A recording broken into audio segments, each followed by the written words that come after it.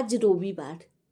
সকাল থেকেই মিনতি দেবী ফোন হাতে সোফায় বসে আছেন। মিনতি দেবীর স্বামীও আজ মর্নিং ওয়াক সেরে ব্যালকনিতে বসে খবরের কাগজ পড়ছেন। আজ আর মিনতি দেবীর কাছে চা খেতে চাননি অখিলেশবাবু। ঘণ্টাখানেক পর ছেলে অর্ক এবং তার বউ শ্রীতমা তাদের ঘর থেকে বেরিয়ে এসে ডাইনিংয়ে এসে বসল। শ্রীতমা রোজ দেরি করেই ঘুম থেকে ওঠে। বৌমা শাশুড়ি মাকে ফোন হাতে সোফায় বসে থাকতে দেখে বলল, মা, আজ আপনার কাজ খুব সকাল সকাল সেরে ফেলেছেন মনে হচ্ছে। মিনতি দেবী বৌমার দিকে তাকিয়ে বললেন, হ্যাঁ। অর্ক এসে মাকে বলল, মা, আজ জলখাবারে কি করেছো? অর্কর কথায় কর্ণপাত না করে মিনতি দেবী চলে গেলেন স্নান সারতে। তার পুজোর সময় হয়ে এসেছে। অর্ককে তার বাবা বললেন, আজ বাজারটা তুই করে আন। অর্ক অবাক হয়ে বলল, কেন বাবা, তোমার কি আজ শরীর টরীর খারাপ লাগছে? অখিলেশবাবু বললেন, হ্যাঁ। অর্ক বাজার গিয়ে চেষ্টা করলো বাবার মতো করেই টাটকা শাক সবজি মাছ কেনার, কিন্তু বেলা 10টার সময় বাজার গিয়ে কি আর টাটকা সবজি পাওয়া যায়? এদিকে বাড়িতে শাশুড়ি বৌমার ঠান্ডা লড়াই শুরু হয়েছে। শাশুড়ি বৌমার সব কথাতেই সম্মতি প্রকাশ করছেন। অন্যদিকে বৌমা একটু রাগ নিয়ে অনেক কথা বলে চলেছেন। শাশুড়ি মা পুজো সেরে এসে বৌমাকে বললেন, তোমার শ্বশুরমশাই সকাল থেকে 1 কাপ চাও পাননি, উনাকে আগে 1 কাপ চা করে দিয়ে এসো, তারপর জলখাবার বানাবে। বৌমা বেশ অবাক, এত বছরে এই প্রথম এই রকম সুরে কথা বলছেন মিনতি দেবী। শ্রীতমা তার কথা মতোই একটার পর একটা কাজ করে চলেছে আজ। অর্ক বাজার থেকে ফিরে এসে বলল, আজ এত বেলা হয়ে গিয়েছে যে সেভাবে টাটকা কিছুই পেলাম না। বাবা নিয়ে আসেন কত টাটকা শাকসবজি মাছ। কথাটা শুনে অখিলেশবাবু বললেন, তাহলে হয়তো আজ বাজারে টাটকা কিছু আসেনি। মিনতি দেবী বৌমাকে লিস্ট করে দিলেন আজকে সারা দিনের কাজের।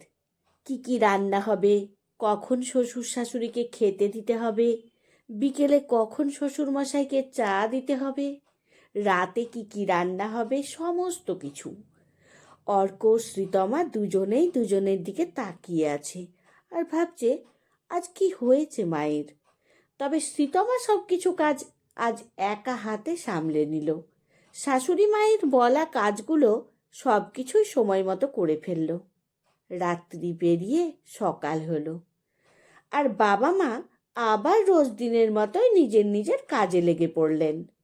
ছেলে বৌমা দুজনেই আজ তাড়াতাড়ি ঘুম থেকে উঠে পড়েছে।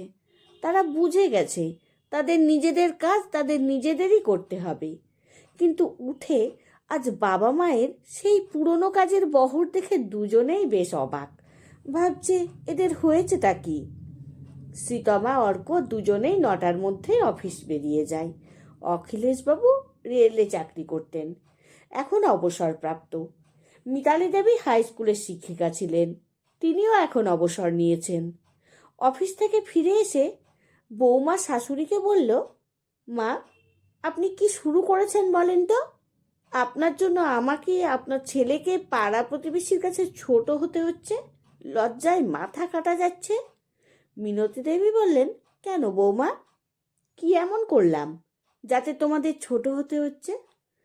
অর্ক বলল, তুমি নাকি আজকাল সকাল বিকেল ট্রাউজার আর টি শার্ট পরে বাইরে ঘুরতে বেরোচ্ছ। বৌমা বলল, মা, আপনার বয়স হচ্ছে, এসব করে আমাদেরকে আর লজ্জায় ফেলবেন না তো। মিনতি দেবী বললেন, বয়স হয়েছে তো কি হয়েছে বৌমা, বিদেশে নাকি এই বয়সের মহিলারা এরকম পোশাকই পরে। মা, ওদের কথা আলাদা, তোমার কথা আলাদা।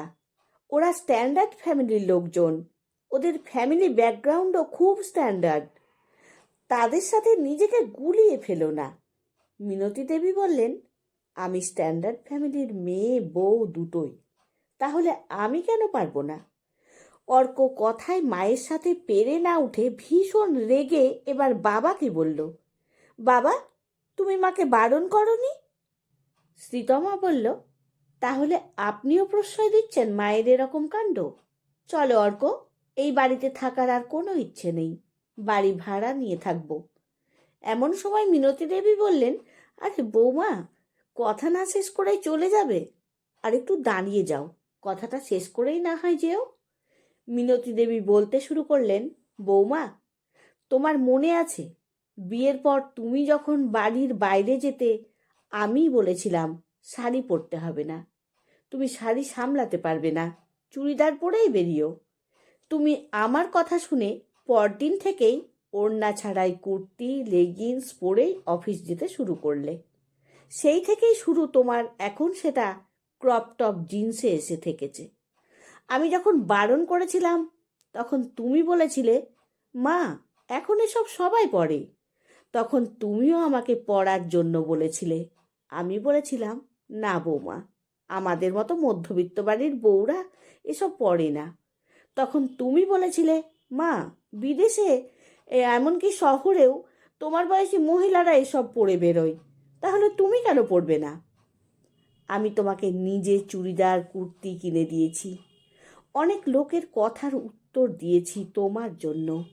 আজকালকার মেয়েরা শাড়ি পরতে পারবে না, কোথায় কি বিপদ ঘটে যাবে, তাই আমি তোমাকে এইসব পরতে বলেছি।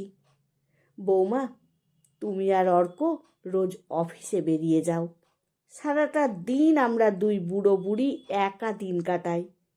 তোমাদের যাতে অসুবিধে না হয় তাই এই বয়সে এসেও তোমাদের বাবা সকাল সকাল বাজারে গিয়ে ছেলে মেয়েদের টাটকা শাক সবজি খাওয়াবে বলে বাজার করে আনেন। আমি ভোর থেকে উঠে তোমাদের জন্য চা জলখাবার থেকে শুরু করে দুপুরের খাবারটাও টিফিন বক্সে পুরে জলের বোতল এগিয়ে দিই। তোমরা ভুলে যাও, কিন্তু আমরা ভুলি না।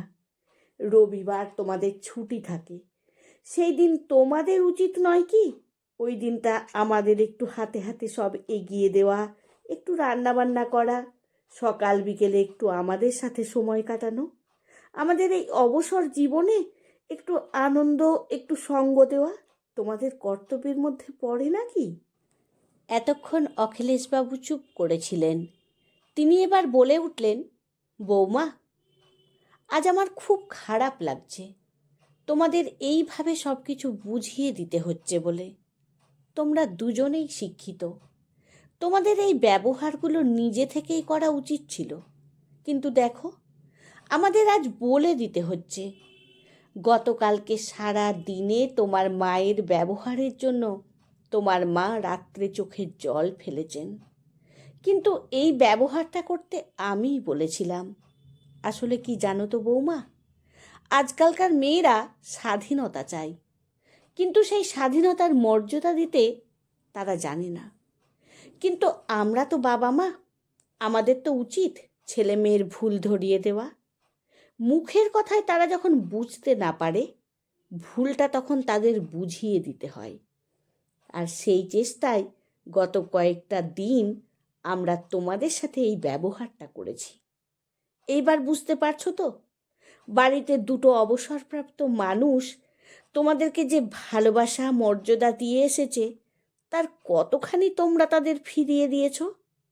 এবার বুঝতে পারছো যে কাজগুলোর জন্য পাড়ার লোকজন, আত্মীয় স্বজন, পরিজনদের কাছে আমাদের ছোট হতে হয়েছে, লজ্জায় মাথা কাটা গেছে পোশাক আশাকের জন্য, তখন আমাদের ঠিক কতটা অসহায় লাগতো।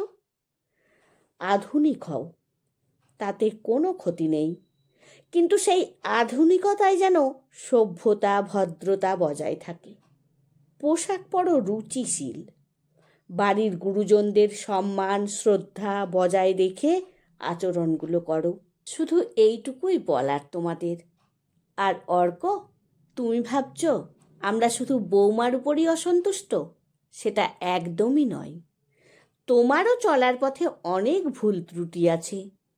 বন্ধুদের বাড়িতে ডেকে এনে বিদেশি মদের আসর, বন্ধুদের সাথে ফোনে অকথ্য ভাষায় কথা বলা, এগুলো তোমাকে মানায় না। মাঝে মাঝে আমার মনে হয় তোমাকে সঠিক শিক্ষা দিতে পারিনি, তাই আজ তোমার এই রূপ এই বয়সে এসে আমাকে দেখতে হচ্ছে।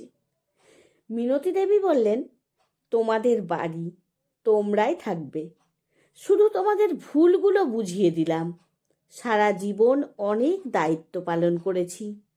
এবার আমাদের ছুটি।